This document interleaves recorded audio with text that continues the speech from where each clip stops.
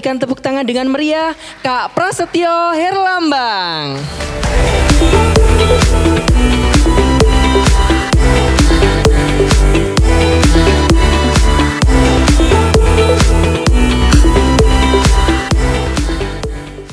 Oke, sekarang kita mencoba untuk mengetahui dulu apa itu perhutani ya. Jadi teman-teman di sini kebetulan nggak ada yang kehutanan ya karena tadi ada acara ya. Tapi ada yang di pertanian saya lihat. Pertanian ada, perkebunan, ada jadi jurusan perkebunan nggak ada ya. Oke, ada IT gitu kan, ada juga. Oke, perhutani itu salah satunya unit bisnisnya punya 680 lokasi wisata di Pulau Jawa dan Madura gitu. Nah, kebanyakan wisatanya adalah wisata alam. Proses pembibitan itu sangat riskan gitu ya karena tanamannya sekecil ini sangat apa ya sangat lemah lah kayak anak bayi gitu ya, kena hujan dikit dia bisa gagal. Ya, jadi proses monitoring dan evaluasi yang tepat itu sangat diharapkan supaya bisa menghasilkan tanaman dengan tingkat kesuksesan atau tingkat produktivitas yang tinggi. Nah, kemudian kami buat monitoringnya adalah tiap tanaman ini kami lakukan monitoring apakah sudah dipupuk dengan tepat, apakah sudah ditanam sesuai dengan perencanaan di lubang yang tepat gitu. Kemudian kami menggunakan teknologi geotagging. Dari geotagging itu kemudian kami data gitu. Kami sesuaikan dengan data-data yang perencanaan tadi. Oke, kalau sudah akurasinya sesuai gitu ya dengan threshold tertentu, ya dia termasuk dibuatkan laporannya. Jadi nanti akan ketahuan setiap pengelolaan atau penanaman ini sudah sesuai dengan kaidah perencanaan yang dibuat di awal tadi belum gitu. Jadi ini memastikan proses pengelolaannya itu sesuai dengan perencanaan yang sudah digitalisasi tadi. Nah, modelnya seperti ini. Jadi dia ada di kantor pusat dan ada di divisi regional. Yang tujuannya untuk melakukan pemantauan, monitoring, evaluasi tadi. Oke, mungkin itu sebagian kecil ya. Nanti bisa kalau teman-teman ada yang mau bertanya atau masih diskusi. Thank you. Bagaimana sih penerapan teknologi Geographic Information System (GIS) yang telah diterapkan oleh perhutani terkait kasus pencurian kayu yang ada di hutan? Apakah itu sudah diterapkan atau belum? Oke, di kami modelnya ada 2 pendekatan. Pendekatan pertama adalah pelaporan kejadian. Yang kedua adalah mitigasi kejadian. Jadi ada insiden manajemen. Ini kami mengadopsi dari Jaki kalau teman-teman tahu ya. Di Jaki itu orang-orang bisa melaporkan kejadian. Melaporkan kejadian, kemudian kita lakukan pemantauan terkait dengan penyelesaiannya. Nah, di situ kita lakukan mitigasi. Apakah proses itu sudah sesuai dengan SLA gitu ya. Jadi misalnya sering ada apalagi laporan kadang-kadang ada kejadian kebakaran, ada kejadian pencurian hutan pembalakan liar gitu kan. Beritanya nasional, udah sampai ke DPR, udah sampai kemana. Kemudian dilaporkan itu ke direksi kan. Nah, dulu direksi itu harus nelpon ke Kadifrek, nelpon ke administrator KPH untuk mengetahui kejadiannya sebenarnya seperti apa sih. Nah, dengan adanya ini dari direksi bisa langsung ngelihat, oh sebenarnya kejadiannya itu seperti ini. Oh ternyata kejadiannya bukan di perhutani tapi di area sebelahnya perhutani gitu. Jadi akan kepantau. Nah jadi nanti di sini ketika itu di perhutani kita proses. Oh siapa PIC-nya, berapa lama waktu penyelesaiannya dan sebagainya itu. Jadi ada yang namanya insiden management yang nanti ada di control room. Dan juga ada yang berbasis pelaporan biasanya namanya laporan huruf A. Nanti biasanya ada kehilangan pohon, itu nanti ada pembuatan laporan huruf A yang nanti terkoneksi dengan kepolisian. Nah, itu baru di sisi pelaporan kami buatkan sistemnya juga. Nanti seperti itu nanti ketahuan. Oh ada berapa kejadian yang sudah ditindaklanjuti dan ada laporan kehilangannya. Nanti akan masuk kehilangannya berapa pohon dilaporkan di GIS-nya. Di perencanaan akan ketahuan nanti di asetnya pohon-pohon yang udah ada namanya itu akan kesebut. Oh ini hilang, oh ini kena longsor gitu, oh ini kebakaran gitu. Nanti ada statusnya. Seperti itu Mas. Wih, oke. Ya, silakan perkenalkan diri dan sampaikan. Oke, terima kasih atas waktunya. Saya Sofyan Hadi dari Prodi Pengembangan Masyarakat Islam. Sebenarnya juga ada kaitannya tentang itu ya, partisipasi berbasis masyarakat dan lokalitas. Tentu mungkin lokalitas masyarakat di kehutanan dan lain sebagainya ya. Menarik sekali ya diskusi kita pada hari ini. Yang pertama ini Perhutani merupakan BUMN ya. BUMN di bawah KLHK atau di bawah di bawah BUMN ya, Kementerian BUMN ya. Iya. Ya. Tentu ini punya tanggung jawab besar ya untuk alam kita. Kemudian kalau kita melihat dari 3P tadi salah satunya profit itu juga Perhutani juga punya tanggung jawab atas punya target ya. Di sisi lain punya target untuk mencari keuntungan. Di sisi lain juga punya target untuk pelestarian lingkungan atau planet tadi. Kemudian di sisi lain peran dari partisipasi masyarakat yang mana ke arah sosial juga diperhitungkan ya. Kalau kita melihat juga tren sekarang hutan-hutan yang diadopsi atau yang dikelola oleh Perhutani apakah mengalami penurunan ataukah pertambahan untuk saat ini. Kita tahu bahwasanya hutan-hutan di Indonesia banyak yang sudah rusak ya. Padahal hutan sebagai paru-paru dunia ya. Kemudian itu juga berdampak kepada kita. Ngerasa nggak bahwa Jogja panas? Ngerasa ya. Kalau di sini dingin ya. Tapi kita ngerasa itu. Nah, itu juga dampak lingkungan yang sangat luar biasa kalau ini terus terjadi. Kemudian partisipasi masyarakat di dalam kegiatan ini juga penting ya. Salah satunya hutan adat, kemudian local wisdom yang ada di wilayah tersebut, kemudian adanya pemanfaatan pohon yang berkelanjutan. Mungkin kedepannya banyak sekali kolaborasi yang perlu dilakukan oleh Perhutani. Salah satunya NGO yang sangat luar biasa yang support belum mendapatkan support dari pemerintah. Salah satunya kalau pernah lihat Green Wakaf itu fokus pada lahan tanah wakaf ya. Mungkin juga ini penting sekali karena pemanfaatan lahan tanah lahan hutan itu kebaikannya untuk masyarakat ya. Kemudian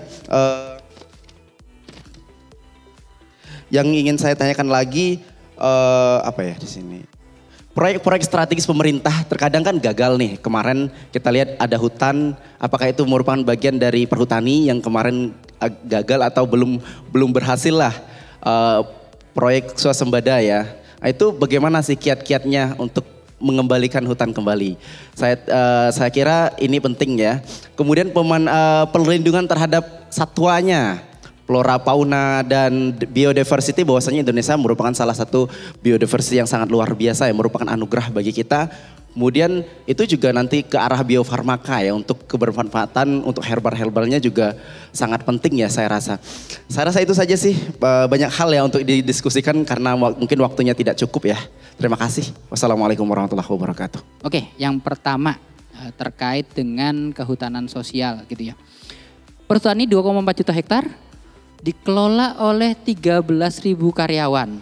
Artinya satu karyawan itu ngelola hampir sekitar 300-an hektar lebih gitu ya. Kalau itu kelola sendiri, jalan buat ngamanin 300 itu takes time gitu ya, takes effort dan sebagainya. Akhirnya modelnya adalah kita kolaborasi. Tadi dengan masyarakat dalam hutan, kamu boleh mengelola ini di area tersebut. Boleh ditanami, misalnya tanami kopi, tanami jagung dan sebagainya. Nah, tapi tolong bantu juga jaga pohon kami. Di sini jumlahnya ada misalnya 40 gitu. Nah, dalam artian terjadi simbiosis mutualisme gitu. Nah, ini yang cukup gitu ya, cukup membantu kami gitu ya dalam mengelola hutan tadi itu dalam skala besar tadi gitu ya. Nah, model-model NGO dan sebagainya sebenarnya bisa masuk gitu ya. Cuman kadang-kadang ada persyaratan-persyaratan. Mohon maaf Mas. Jadi salah satunya adalah paling gampang subsidi pupuk. Nah, orang-orang pertanian tahu ya subsidi pupuk. Salah satu subsidi pupuk tahun 2023-2022 petani-petani hutan itu susah mendapatkan subsidi pupuk gitu ya. Saya nggak tahu kenapa peraturannya dibedakan antara pertanian sama yang tani hutan itu dibedakan. Nah, itu akhirnya kami perjuangkan bersama. Ada NGO, ada LMDH dan sebagainya. Alhamdulillah di 2024 ini sudah mulai diketok palu bahwa teman-teman dari tani hutan itu bisa membuat kelompok koperasi dan sebagainya untuk mendapatkan pupuk subsidi itu gitu. Jadi emang akhirnya mau nggak mau kita sedang memperjuangkan juga gitu ya. Terus yang kedua terkait dengan biodiversity-nya. Biodiversity alhamdulillah gitu ya. Perhutani termasuk yang cukup sadar juga gitu ya. Bahkan di perhutani itu ada kita punya penangkaran buaya. Jadi kalau misalnya teman-teman yang jadi buaya di sini kalau mau ditangkarkan bisa gitu ya. Atau punya mantan buaya boleh didaftarkan perhutani gitu. Ya, terus kemudian kita juga ada penangkaran owa Jawa gitu ya. Dan salah satunya kalau teman-teman tahu Ranca Upas, di Ranca Upas itu ada salah satu penangkaran rusa timor. Dan itu cuma yang baru berapa ya? Salah satunya adalah di perhutani sedikit gitu. Jadi kalau yang kayak di UGM ini kan rusanya rusa total, enggak tahu sekarang masih ada apa enggak gitu ya. Tapi kalau rusa yang model yang ras timor ini salah satunya di perhutani. Jadi kami coba tetap mendukung itu juga gitu ya dalam beberapa program-program kami. Terus kemudian proyek strategis kebetulan yang dibahas tadi bukan di area perhutani. Karena kalau di area perhutani insya Allah berhasil Mas. Sombong, enggak. Ya semuanya. Ya insya Allah akan kami usahakan gitu ya. Karena mau nggak mau proyek strategis itu ada 2 amanahnya. Pertama amanah dari negara gitu ya. Yang kedua ini tidak boleh gagal karena ada amanah dari rakyat gitu kan. Ada kepercayaan dari rakyat. Nah, gitu. Dan di kami model perhutanan sosial itu adalah salah satu proyek strategis perhutani 2 tahun yang lalu. 2 tahun berturut-turut. 2023, 2024 yang alhamdulillah karena sukses 2025 itu masuk lagi. Gitu. Jadi ya ada beberapa penyebab gitu ya karena ada kepercayaan dari teman-teman juga dari masyarakat yang menyebabkan kami harus berusaha maksimal untuk tidak gagal gitu sih. Oke baik, perkenalkan nama saya Rena Sewazarani dari Fakultas Biologi. Saya ingin bertanya mengenai bagaimana perhutani menggunakan teknologi dalam mencegah kebakaran hutan. Kan mungkin kebakaran hutan itu bisa disebabkan oleh manusia maupun juga karena cuaca kan. Kan mungkin akhir-akhir ini ada kemarau yang panjang dan itu juga bisa menyebabkan kebakaran hutan. Nah kira-kira dari perhutani sendiri ada proyek digitalisasi untuk mantau bagaimana keadaan fisiko-kimia yang ada di hutan sebagai bentuk pencegahan kebakaran hutan itu enggak ya? Terima kasih. Sama-sama. Oke, tadi juga menjawab pertanyaan dari yang mas sebelumnya ya, mohon maaf saya lupa namanya. Terkait dengan berasa nggak sih sekarang panas terutama di Jogja gitu ya. Kemarin saya iseng-iseng mantau di control room. Ternyata ada aktivitas hotspot di sekitaran Merapi. Gak tahu, ada berita Merapi lagi batuk nggak beberapa hari ini? Iya. Ada ya? Nah, jadi emang ada aktivitas vulkanik di area Merapi yang kemungkinan gitu ya berefek ke dalam perubahan iklim yang ada di Jogja. Bisa lebih panas, bisa kelembapannya makin tinggi dan sebagainya. Oke, next Mas.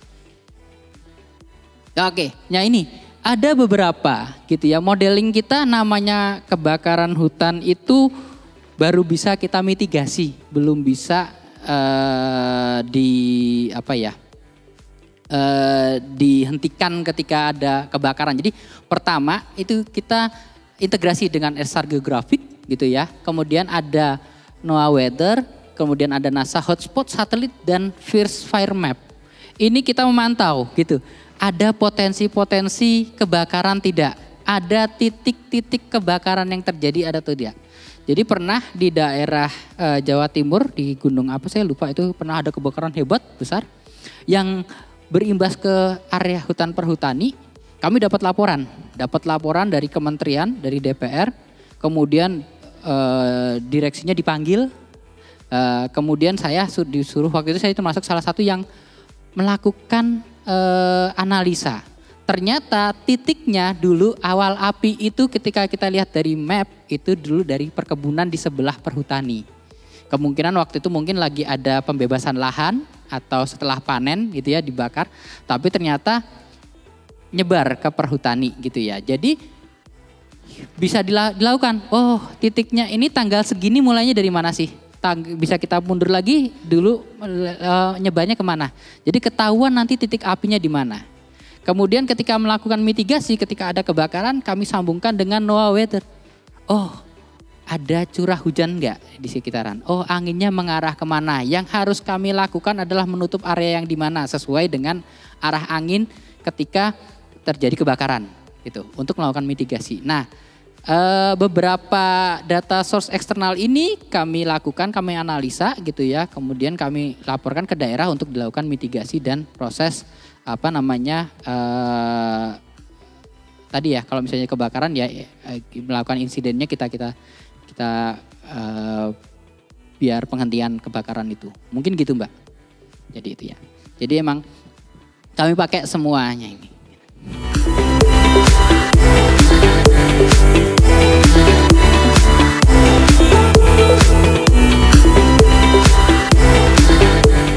Terima kasih dengan ada acaranya GIK, Kampus Merdeka ini ya. Jadi harapannya semoga nanti bisa dimanfaatkan oleh teman-teman mahasiswa sekalian gitu ya, untuk melihat ya, dan mempertimbangkan untuk bisa bergabung dan berkontribusi kepada negara melalui BUMN ini gitu ya. Ada banyak BUMN, salah satunya perhutani, bisa banyak juga potensi-potensi mahasiswa-mahasiswa UGM yang bisa masuk gitu ya untuk berkontribusi kepada negara melalui perhutani.